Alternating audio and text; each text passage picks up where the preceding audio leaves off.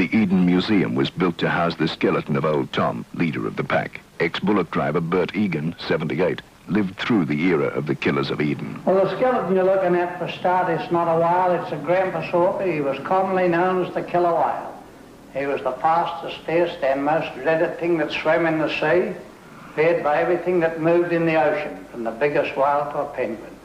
The mystery of him is that shore whaling in Eden is more wonderful than friction, one of the unsolved mysteries of the world.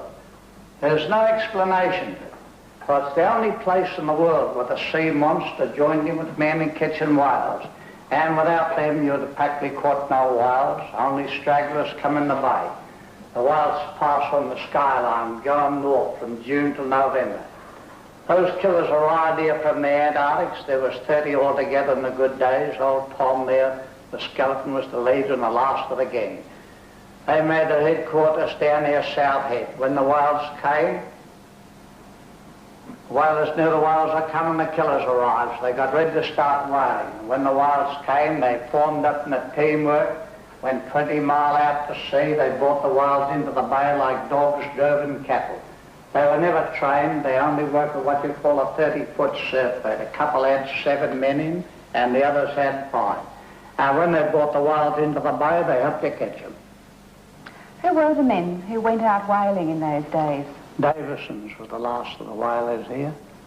They whaled here for 4 generations of them, in what you call a 30-foot surf boat today. A couple had 7 men, the others had 5. These killers only worked with Davison's boats. If you come here and thought you were going to go whaling with the killers, well, you were misled, because the killers didn't recognize you. For some reason or another, as I tell you, it's one of the unsolved mysteries of the world.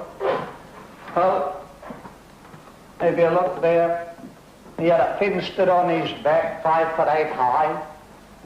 There was no bone structure near the tail. That's why there's none in the skeleton.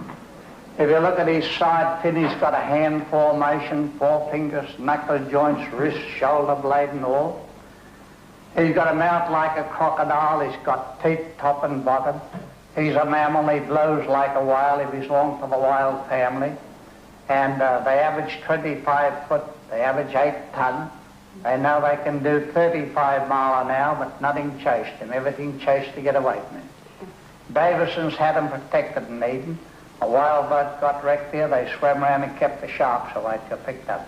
As soon as he left Eden, they eat anything that moved in the ocean, from the biggest whale to a penguin. And if you have a look at the mouth here, when they made past a whale, old Tom knew all about the whale chase. He'll race up alongside the boat now, drown your water off the big tail, grab the rope in his mouth and hang on for a while as if he was trying to pull him up or steady him down. Nobody knows what he was doing, but the men in the boat used to curse him.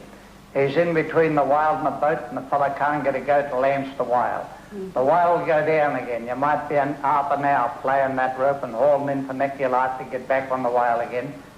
But over the course of years, grabbing that rope in his mouth and hanging on the whale, you see where the rope sawed all his teeth off. There's the last tooth. The rope's got it nearly sawn through. As soon as he left Eden, the deep sea whaler shot him wherever he seen him. They were a curse and a pest to them.